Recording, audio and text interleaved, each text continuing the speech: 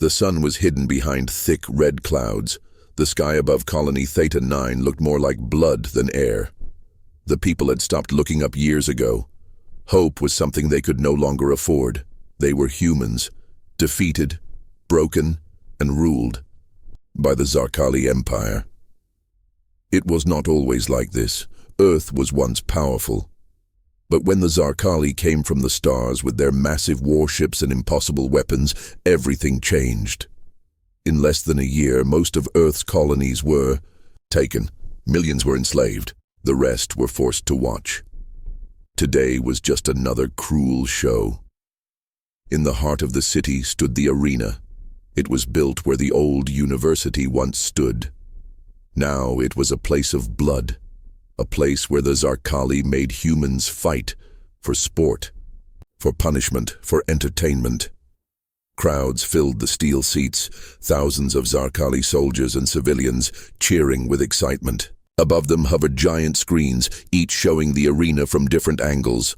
A horn blasted. The crowd rose to their feet. From the large golden gate she walked in. General Sci-Fi of the Zarkali army, tall, armored, deadly. Her black blade was strapped to her back. Her red eyes scanned the arena like a hunter searching for prey.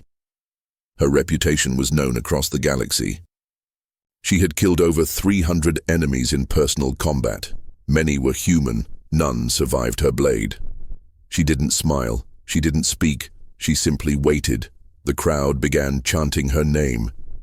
Sci-Fi, Sci-Fi, Sci-Fi. From the opposite side, a rusty metal gate opened. The humans in the stands looked away. They knew what was coming. Another poor soul would be thrown in. Another brother or sister or father would die for nothing. A body was dragged in. 2 alien guards pushed him into the arena and slammed the gate shut. He lay still for a moment. The dust rose around him. Then he moved. He stood slowly. His hands were chained, but his back was straight. His eyes were calm. Too calm. He looked up at the towering alien general. No fear, no hate, just cold focus. A Zarkali announcer spoke over the arena's loudspeakers. Today, General Sci-Fi faces prisoner 43, convicted of attacking supply lines and killing Imperial soldiers. The crowd booed, but Sci-Fi stared. The human didn't look like a warrior. His muscles were lean but not large. He was covered in dirt and scars. One of his eyes had a long, deep scar across it. His nose looked broken in the past. Yet he stood, like a weapon waiting to be drawn. "What's your name, human?" Sci-Fi called, her voice deep and mechanical through her helmet. The man tilted his head, then smiled. "Kane," he said simply. "Kane Thorne." Sci-Fi unsheathed her blade. The announcer shouted, "Let the match begin."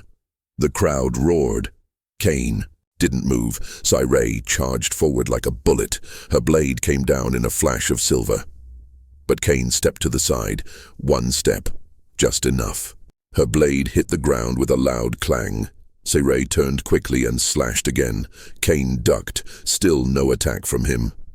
She growled and came forward again, spinning her blade in a deadly arc, but Kane was already gone, slipping past her arm, behind her shoulder and standing just 2 feet away.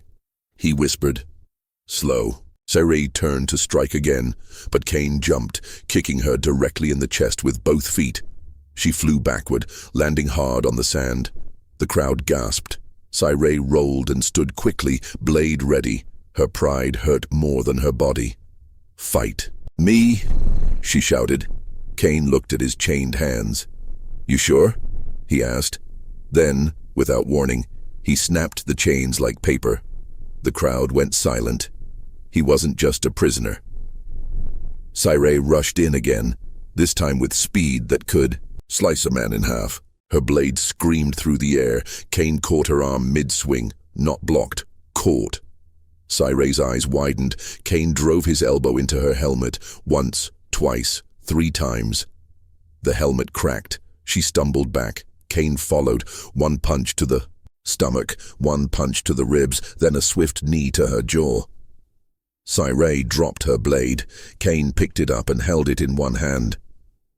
It was heavy, but he lifted it like it was nothing. Sci-Fi was on her knees, her lip bleeding. Kane walked around her slowly. "Your empire called us weak," he said. His voice echoed through the arena. "They said humans don't fight, that we break." He looked at the watching Zarkali crowd. Some were confused, others afraid. "You took our homes, our people, our children." Kane raised the blade high. "But you forgot one thing." He looked down at Sci-Fi. "You forgot we remember." Then he stabbed the blade into the ground, beside her neck. The crowd held its breath. Kane leaned down. "I let you live," he whispered to Sci-Fi. "Tell your masters what's coming." He stood, turned, and began walking out of the arena. The guards aimed their weapons, but none fired. No one moved. He walked straight to the gate. It opened, and he walked out. 10 minutes later, Zarkali command station alarms rang across the command station. Screens showed the fight again and again. Zarkali officers shouted, confused and panicked. One officer turned to the commander. "Sir, prisoner 43 was not in our main files. No known records before his arrest. How is that possible?" Another spoke. "We ran facial ID. No matches in the slave database. It's like he doesn't exist." An old Zarkali general entered the room slowly. He had only one arm and a long scar down his neck. He looked at the paused footage of Kane holding the blade. "Shut it off," he said. The officers looked at him. "Sir?" "Shut it off." His voice was low. "Afraid. Do you know who that is?" he asked. Silence. The old general stepped forward. "That's a revenant." The officers froze. One whispered, "I thought they were myths." "They're real," the general said. His eyes never left the screen. "And we just woke one up." Meanwhile, human sector, Colony Theta 9 Kane walked through the streets slowly. The humans stared at him, some in shock, others in awe. He passed by old buildings, starving families, broken lives. They stepped out of his way, but they didn't run. He passed a little girl sitting on the ground. She looked up at him with wide, scared eyes. Kane knelt beside her and pulled a small piece of wrapped candy from his pocket. He placed it in her hand and smiled. She didn't understand, but she didn't cry. Kane stood again and walked into the shadows. Whispers followed him now. "Who was that? Did you see what he did? He beat her. He walked out. He might be the one." Back in the Arena.Blood, still stained the ground. Sci-Fi sat alone, silent, blade still beside her. Her hands shook, not from pain, from something else. Fear. The Zarkali capital ship Dominion Wrath hovered above Colony Theta 9. Like a giant shadow. Inside its command chamber, alarms were still flashing. The supreme overseer of the colony, High Commander Tyrol, stared at the paused arena footage. He watched it again and again. Each time, Kane Thorne did something impossible. Each move was precise, brutal, controlled. General Sci-Fi, one of their best, was humiliated. Tyrol's claws clicked on the steel table. "No human has ever fought like that," he growled. "Not with bare hands, not against her." A younger Zarkali officer stepped forward. "We believe he was trained," the officer said, "but his files are missing, possibly wiped, or protected." "By who?" Tyrol demanded. The officer swallowed. "Unknown, sir." Tyrol leaned forward, his yellow eyes narrowing. "Find out who he is," he whispered, "because I don't believe he's alone." Meanwhile, human underground, Sector 7 Kane sat at the edge of a broken water pipe, washing the arena dust from his face. A few other humans stood at a distance watching him silently. Nobody spoke until a young woman stepped forward. She was tall, with dark curly hair tied back. Her eyes were sharp, used to pain but not fear. "You really beat her?" she asked. Kane didn't answer at first. Then, without looking at her, he replied, "Yes." She walked closer. "Why didn't you kill her?" Kane looked up now. His voice was calm. "Because death is easy." He stood, drying his face. "She'll carry shame now," he continued. "She'll tell the story." And stories spread. The woman folded her arms. "We've had stories before. Nothing ever changes." Kane studied her. "What's your name?" "Elira," she said. "Leader of Cell 9. Kane nodded. "Good. You'll need to rally them." Elira frowned. "Why?" Kane's eyes sharpened. "Because the Empire will come harder now, and you don't have time to wait for hope." Later, that night, Zarkali War Room General Sirey stood in front of the war table. Her face was bruised, armor scratched. But her posture, still rigid, Troll paced slowly. "Why didn't you kill him?" Sirey didn't answer.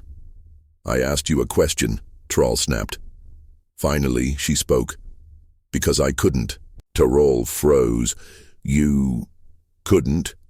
Sirey's eyes locked on him. "He's not just another rebel." He moved like he knew every angle before I struck. He felt my rhythm, my habits. He was already ahead of me. Troll scoffed. "So? He's a good fighter?" "No," Sirey said. "He's something else." She tapped a control pad. A hologram of Kane appeared. "I studied war for 50 years, she whispered. "That man didn't fight to survive. He fought like someone trained to end wars." 2 days later, Human Resistance Base. The underground base was built beneath a junkyard. Old metal, broken android parts, rusted engines, piled above to hide the entrance. Inside, Kane stood before a map of the colony. Elira and 10 others surrounded him. He pointed to key locations, fuel lines, drone control towers, and a Zarkali power relay hub. "We hit these 3 spots," Kane said. "We shut down their surveillance." A man with a cybernetic eye, Jax, raised his hand. "Why now?" he asked. "We've been hiding for years. One wrong move and they wipe us all out." Kane met his gaze. "They already planned to," Kane replied. "They just haven't found the right excuse yet." Silence. Elira broke it. "You said you were trained," she said. "By who?" Kane didn't answer right away. Instead, he said, "There's a reason you've never heard of me." He looked up at the group. "Because we weren't meant to be remembered." Jax frowned. "Who's we?" Kane stepped back from the table. "There were 7 of us," he said. "They called us revenants." Whispers filled the room. "That's a myth," one said. "No one survives revenant trials," another added. Kane held out his arm. He rolled up his sleeve. A black brand, faded but clear, marked his skin. A broken wing with a human skull in the center. Everyone went quiet. "I survived," Kane said, "and I didn't come back to fight in your games. I came to end them." Nightfall. First Strike Kane, Elira, and 3 others moved across rooftops. Silently, swiftly. Below them, Zarkali patrol drones hummed past. Lights scanned the streets. Kane tapped a signal jammer on his belt. The drone lights flickered, then died. One drone crashed into a wall and exploded. The others began spinning wildly. Then, darkness. In less than 12 seconds, Sector 7's entire drone system went offline. Elira whispered, "How did you do that?" Kane replied without looking back, "I helped design them, years ago, before I was erased." Zarkali HQ. Panic spreads to roll. Watch the reports roll in. Drone eyes. Gone in 7 zones. Supply Route 19 ambushed. Fuel stockpile exploded. He slammed his fist into the control panel. "How is this happening?" An officer stepped forward. "We believe humans have organized Thrall turned slowly. You mean he is organizing them? The officer hesitated, then nodded. Yes, sir. Thrall stared at the city map. His voice became a whisper. Then kill everything that moves. Torch the sectors if you have to. Meanwhile, Human District Safe House. The people were talking now. Everywhere Kane went, whispers followed. He walks freely. He made the sky cameras fall. They say he can't be killed. He's a revenant. A child ran to Kane holding a toy knife made of wood. Will you teach me to fight? He asked, eyes shining. Kane knelt, looked him in the eyes. Only if you fight to protect, he said. Never to hate. The boy smiled. Elira stood behind, watching. He trusts you, she said. Kane stood up. He's going to need more than trust. Elira looked around. The people are ready. What now? Kane stared toward the sky. They've ruled through fear, he said. But fear is a weapon, and it cuts both ways. Last seen, deep inside, Zarkali archives in a dark chamber under the Capitol Tower. An ancient Zarkali priest ran his clawed fingers over a dusty screen. He found a file sealed decades ago. Revenant Protocol. Earth Black Ops. He opened it. 1. Face appeared. Kane Thorne. Status. Terminated record. Erase threat level. Red Omega. The priest stepped back. He whispered to the guard beside him. He wasn't forgotten. He was buried. Smoke rose into the air.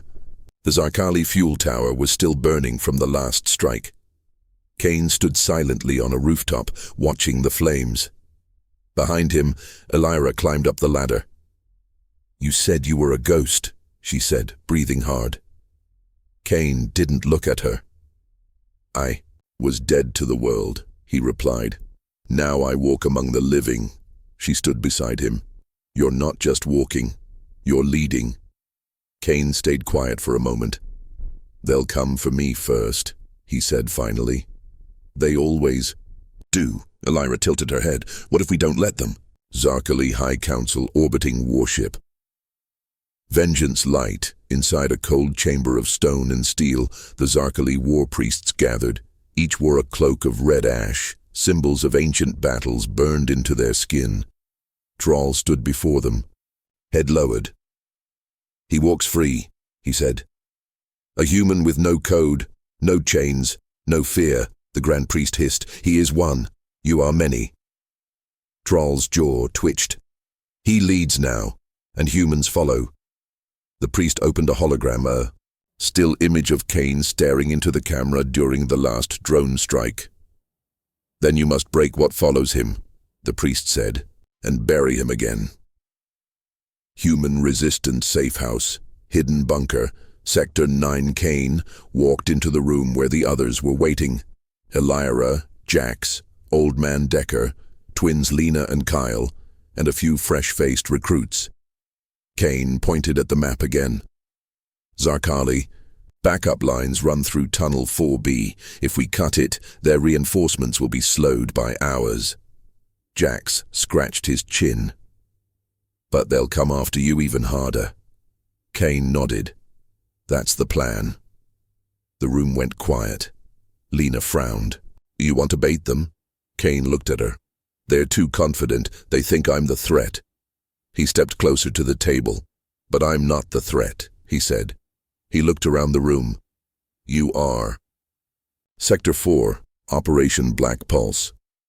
Begins, the team split into 3 groups. Kane led Group A, Silent Strike. Elira led Group B, Diversion Team. Jax and Lena ran Group C, Disruption and Escape.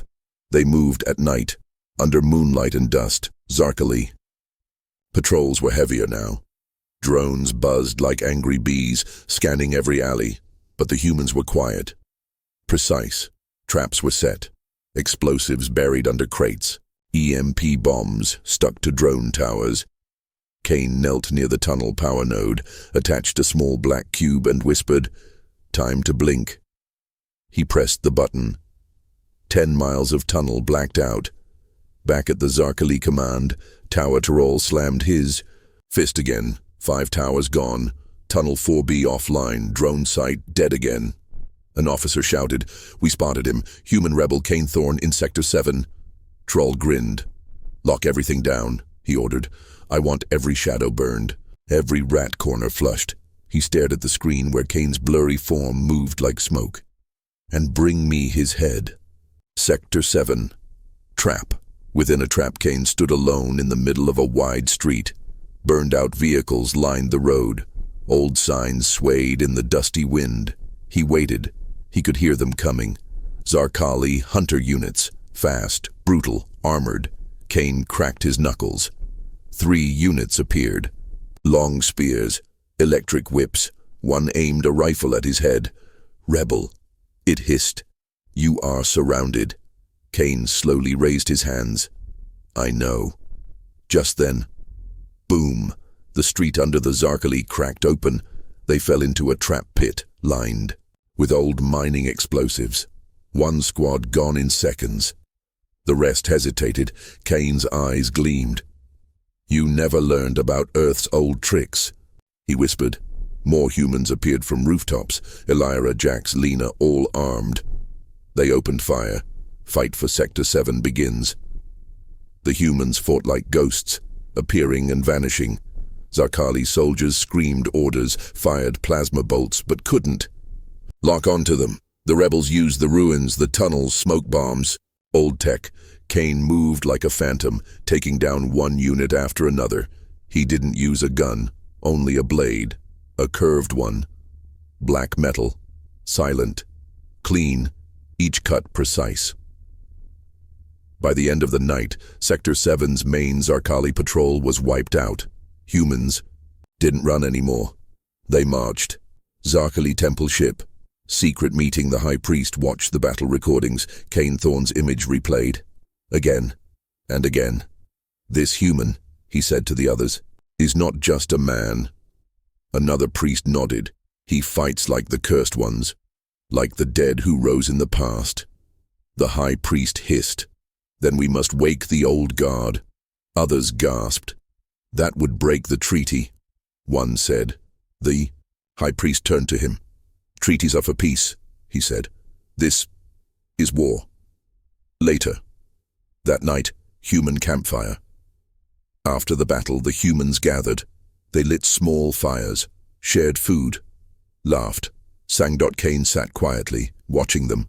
Elira sat beside him. You brought life back, she said. You gave us our name again. Kane's voice was soft. I just reminded them what it means to stand. Elira studied his face. You still think you're dead? Kane looked up at the stars. Not dead, he said. Just unfinished. He reached into his jacket and pulled out a small chip. Elira frowned. What is it? Kane handed it to her. It's not just about saving this colony, he said. That chip has access codes for other camps, other resistance cells, across 3 systems. Elira's eyes widened. You came here to start a fire. Kane smiled faintly. No, he said. I came to burn their whole forest down. Final scene. The message, somewhere in the outer systems, a comms beacon blinked. It came online. A voice played on every hidden rebel channel. To all humans still breathing, this is Kane Thorne. You were not forgotten. You were silenced. But now, the silence ends.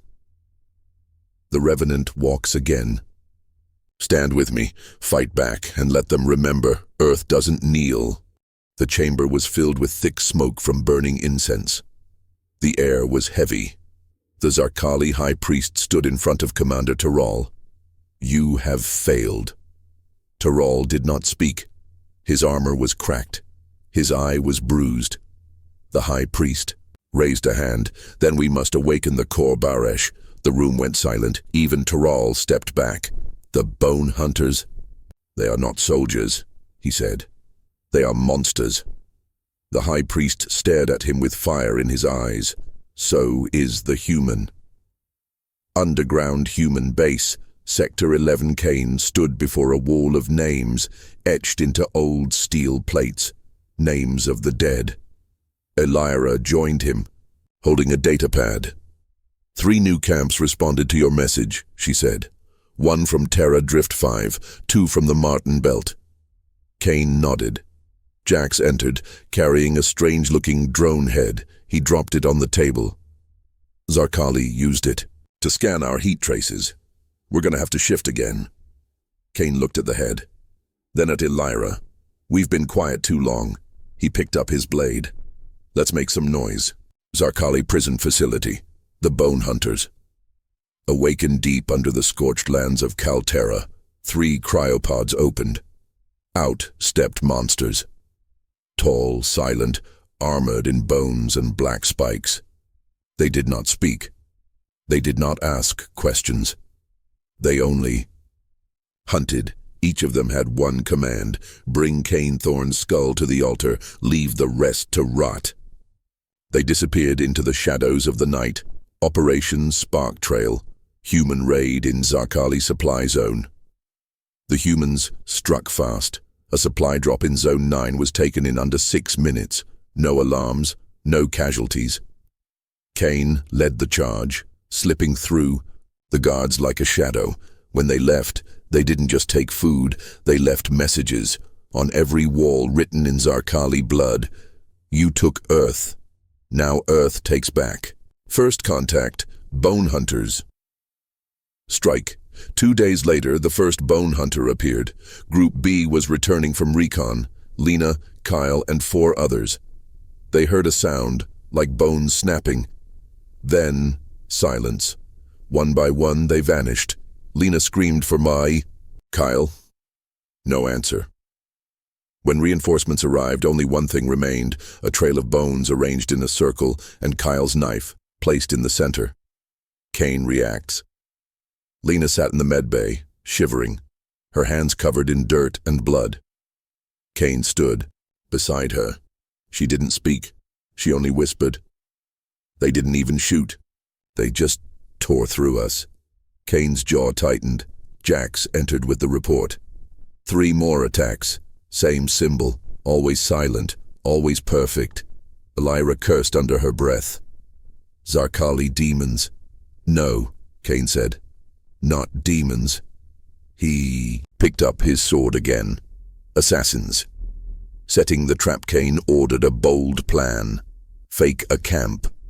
Fill it with heat decoys, radio signals, and old armor parts. Then wait. Night came. The Bone Hunters arrived. But this time, humans were waiting too. Hidden, under the dirt, behind the rocks, in the shadows. The first Bone Hunter stepped into the center. Kane triggered the trap. A blast of EMP and fire burst from underground mines, but the hunter didn't fall. It walked through the flames, unburned, unafraid. Kane's eyes widened. Plan B, he said. He ran forward, sword in hand. Kane versus Bone Hunter. The creature towered over him, covered in skulls. A mask carved from tusks. It swung a giant blade, but Kane rolled under it. He struck the leg. Metal clanged but didn't break. The hunter roared, a sound like death. Kane jumped on its back, slashing the spine joints. 1 spark, 2. Then he jammed. A charge into the creature's back. Boom! It fell to its knees. Kane stood over it. The other 2 hunters appeared, but now the humans were ready. Elira and Jax led the teams from both sides. Bullets, fire, blades. This time, humans didn't run, they charged. Victory, but at a price. The battle lasted 4 minutes.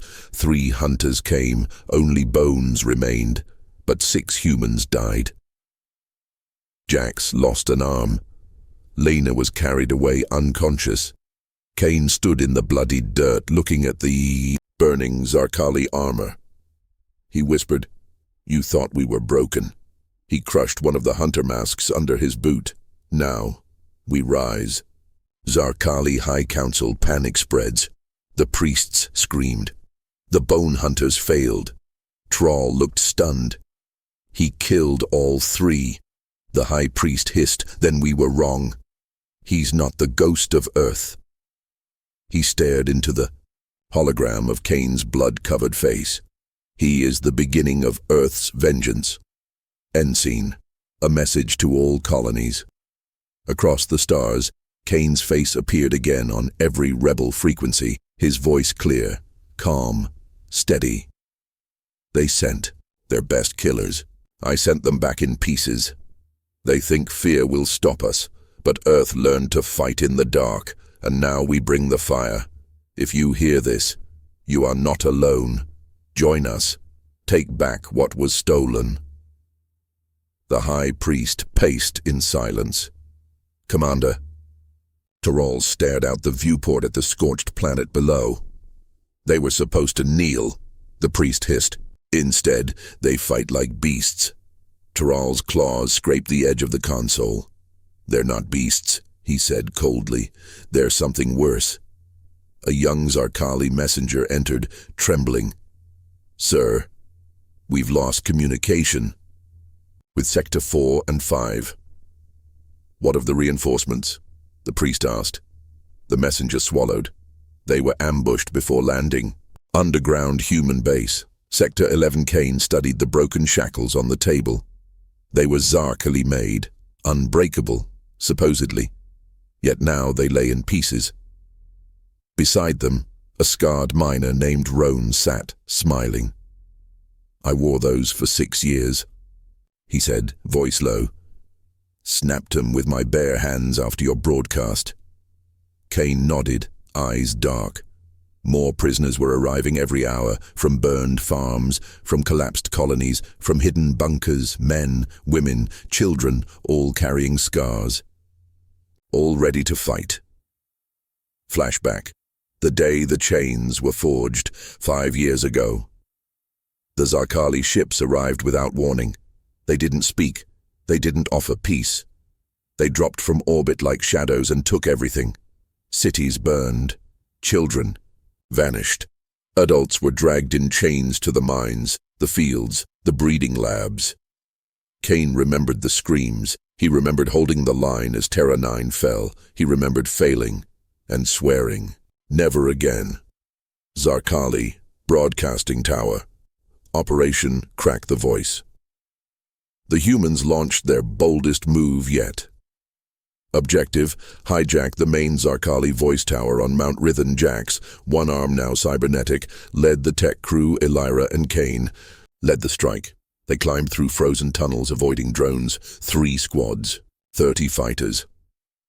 As they approached the tower, the Zarkali opened fire. The sky lit up with burning plasma. The chains break. Liv Elira reached the console first. Jax plugged in. Kane grabbed the mic. He looked at the camera. Calm, steady. Behind him, human fighters held the Zarkali guards at bay. Then he spoke. "This message is not for the Zarkali. It's for every human still wearing a collar, for every mother still forced to obey, for every child raised in a cage. We are coming. We are many, and the chains they put on you." Kane held up the shattered manacles from Rowan. "Will snap like thread. Rise." Zarkali panic. Worlds begin to shake. Across 12 occupied human colonies, the message spread. Slaves in mines threw down their tools. Farmers turned pitchforks into spears. Children started carving Kane's symbol, the broken chain, on every wall. Entire colonies stopped working. Zarkali guards were overwhelmed. Some even abandoned their posts. In the silence, rebellion exploded. The council splits. In the Zarkali capital, chaos ruled. Half of the council wanted to exterminate Earth's survivors. The other half feared that doing so would spark full-scale war with other races watching the conflict. "He's just one man," shouted one elder. "No," Tyrol growled. "He's a flame, and you let him touch dry grass." Attack on the tower. Kane's stand as. Kane's broadcast continued. Zarkali warships locked on. They launched strike drones and elite guards. The humans dug in. Elira manned the plasma cannon. Jax activated the EMP field. Kane stood at the base. blade in one hand, rifle in the other. "They're coming in too fast," someone yelled. Kane replied, voice calm. "Good." The arena returns. When the smoke cleared, Kane stood alone. The tower behind him burned. Zarkali bodies lay around him. His coat was torn. Blood covered his hands. He looked directly into a surviving drone camera. "You wanted to break us," he raised the Zarkali banner and burned it. "Instead, you made us stronger." End scene. A girl with a knife. In a quiet colony far from the front lines, a 10-year-old girl watched Kane's speech. Tears rolled down her dirty cheeks. She walked into the storage shack, found a Zarkali food knife, and held it tight. She carved Kane's symbol into the wall and whispered, "I'm not afraid anymore." High Priest Vorvak stared into the fire pits that warmed the throne room. Behind him, Zarkali commanders argued about strategy. Maps floated in holograms.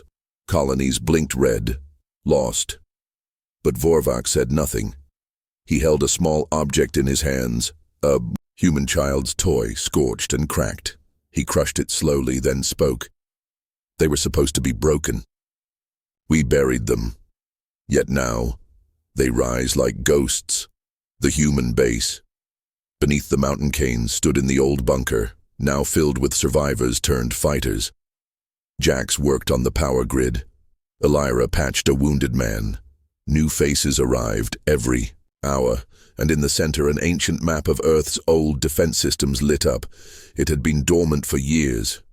Now, it pulsed. "The old fury," Kane said softly, "was never gone." He pointed to the blinking light. "It's waking up." Flashback. The fury that built. Earth long before the Zarkali came, Earth knew war. Cities turned to ash, armies rose and fell. But humans survived by turning rage into strength, pain into will, and ruins into fire. The fury wasn't just violence. It was something deeper, a force inside the soul, and when provoked, it returned. Operation Iron Wake. Begins objective: reactivate Earth's deep defense grid. Kane led the mission alongside an old general named Riker, who had vanished during the first invasions. The team descended into the underground vaults of Sector 7, where the old war machines slept. They passed rusted tanks, shattered mechs, and crumbled weapons, until they reached the chamber of Leviathan Protocol, a massive buried railgun system powered by Earth's core. Riker placed his hand on the ignition panel. "Let's wake the old beast," he said. Zarkali Detect Anomaly Thrall stared at his console. "Sir, there's a surge of magnetic energy coming from Earth's core." "Explain," Vorvak barked. Thrall's eyes widened. It's not natural. It's something man-made. Something old." The room went silent. Then the entire ship shook as a beam of light blasted through space, straight from Earth. The Leviathan had fired. A Zarkali dreadnought above the atmosphere vanished in an instant, across the galaxy. Fear spreads alien worlds, tuned into broadcasts of Earth's resistance. At first many had laughed, but now they watched as human systems once forgotten reactivated. Hidden bunkers, defense satellites, old AIs. In silence, many began to whisper, Earth was never tamed, just waiting. The fury never left them. It slept. Young rebels, rise children who grew up in chains now marched with rifles. Old veterans who lost everything now trained the next generation.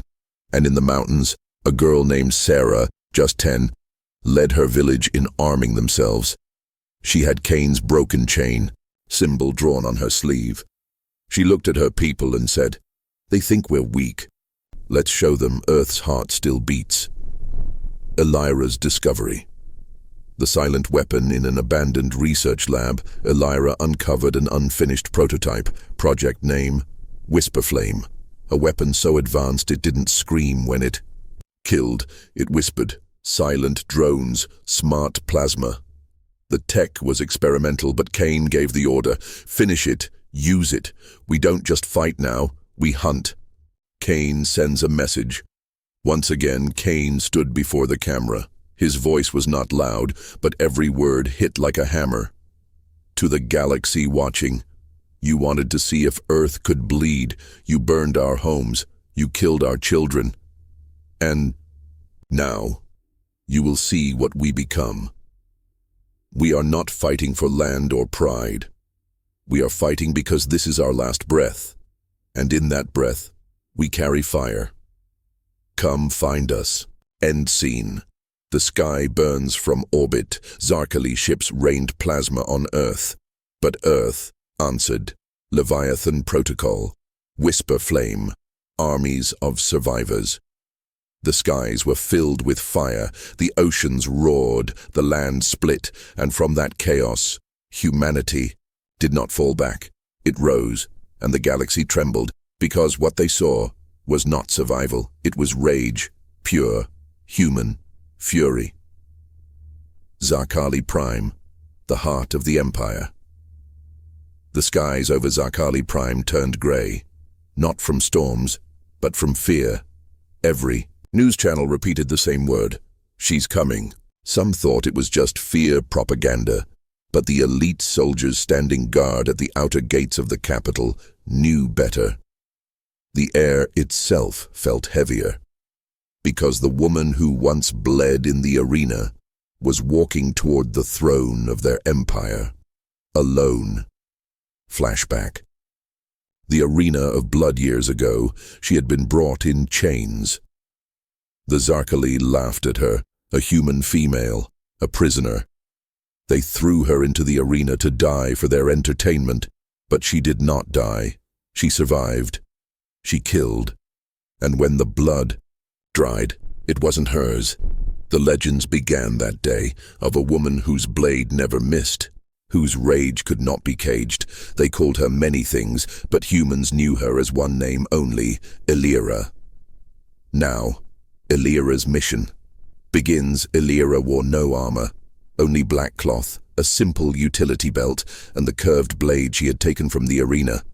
Years ago, no army marched behind her, only the silence of 1,000 human souls who had suffered, and she carried that silence like a storm. She passed the first gate. 3 guards blocked her path. She didn't slow down. By the time her blade returned to her hand, none of them was standing. Zarkali, panic, the throne. Sheikh's commander Tyrol watched from the high walls. Send the assassins, he growled. They already failed, the messenger whispered. She moved faster than they could draw. The high priest slammed his staff into the floor. This is our homeworld. No human walks into our capital. Tyrol said nothing. He remembered the arena. He remembered her. And he knew she wasn't just human, she was vengeance. Inside the Hall of Stone, Illyra moved through the stone corridors of the palace. Guards rushed her from every corner. She didn't waste time. Every movement was clean, sharp, final. Blood splashed the walls, but she did not stop, because ahead, beyond the throne, was the control core. If she reached it, she could upload the final phase of Whisper Flame. It would shut down every Zarkali fleet connected to the neural net. No more backup, no more warships, no more occupation. She would end it.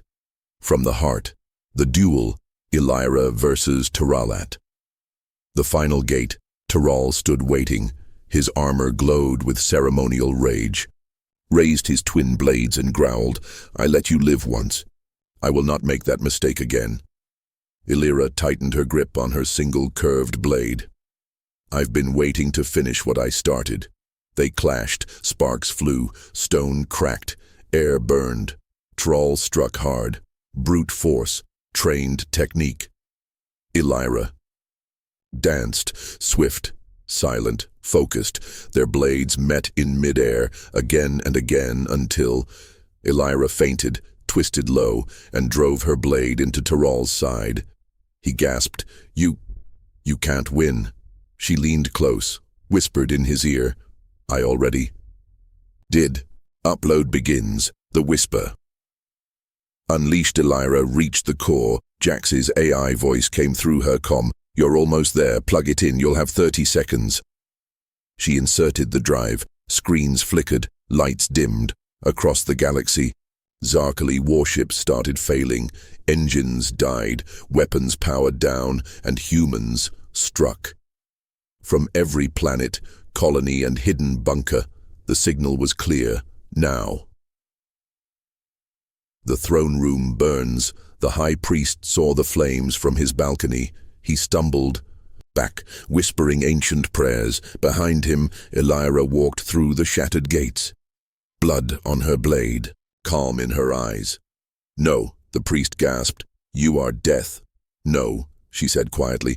"I'm just human." And she threw her blade. It pierced his chest clean. He collapsed at the base of the throne. End scene. The children watch on. Earth. In a rebuilt village, the children gathered around a screen. They watched Elira standing in the ruins of the Zarkali throne room. Behind her, the empire that once ruled over humans crumbled. The children clapped. Some cried. And one little girl looked at her mother and asked, "Will she come home now?" The mother smiled. "Yes, and when she does, we'll be ready." Zarkali Prime, silent ruins. The capital of the Zarkali Empire lay in ashes. Where statues once stood, only rubble remained. The throne room, once a symbol of absolute power, was cracked open to the sky. And at the center of it all stood Elira. Still. Quiet. Holding nothing but memory. The war was over, but peace. Peace was not built in a day. Broadcast. Across the galaxy, a signal pulsed through space, reaching every known system. Humans, aliens, pirates, traders, soldiers, all saw the same message. Elira, standing in the throne room, blood dried on her clothes. Wind moving through the broken windows, her voice calm, low, steady. "This isn't a victory speech, it's a warning. We don't want to conquer. We don't want to rule. But if you ever try to chain humanity again, remember this day. Because we never wanted war. But if it finds us, we finish it. Earth rebuilds." On the green hills near the eastern ridge, Kane walked with Jax. Children were playing in the fields, families rebuilding homes. Drones flew above, planting crops. The sky was clear, finally. "Do you think it's really over?" Jax asked. Kane didn't answer right away. He looked toward the stars. "No," he said. "But we're not running anymore." Galactic Council. Shaken in a secret chamber deep in space, the remaining members of the Galactic Council gathered. They reviewed the footage again and again. One human, one blade, no army, and the fall of an empire. They argued. Some wanted to prepare new fleets. Others whispered something new. "We should talk to them before it's too late." For the first time in centuries. The galaxy didn't laugh at humans. They listened. Elira returns. Home, a shuttle landed quietly in the mountains of Earth. People gathered, unsure if the rumors were true. Then the door opened. Elira stepped down. No armor, no weapons, just her. Children ran toward her. Villagers clapped. Some cried. Sarah, the little girl with the hand-drawn human symbol, hugged her tightly. "You came back." Elira smiled and whispered, "I said I would." Honoring the fallen at the rebuilt arena, now turned into a memorial garden, names were carved into the stone. Names of those who didn't make it. Warriors, civilians, children. Elira placed her blade at the center of the garden, not as a weapon, but as a reminder of what humans lost and what they refused to lose again. A new era. Not just for humans 1 year later, Earth sent envoys to worlds once under Zarkali rule. But they didn't arrive with ships or threats. They arrived with medicine, books, technology, and words no one expected to hear from warriors. How can we help? And from that moment, something changed in the stars. Humans were no longer seen as victims or monsters. They were seen as something new, leaders. Final scene, looking ahead. Elira stood with Kane on a cliff, watching the sunset. "Do you miss it?" he asked. "The fight?" She thought for a moment. "No," she said softly. "But I remember every second." Kane nodded. "What now?" Elira looked at the horizon. "We build. We protect. And if darkness comes again," she smiled, "we'll remind them why they once feared the fire." Final words, Galaxy's memory. She walked into the arena alone. She left with blood on her blade. Then she returned, not to burn the galaxy, but to heal it. And the stars, they remembered her forever.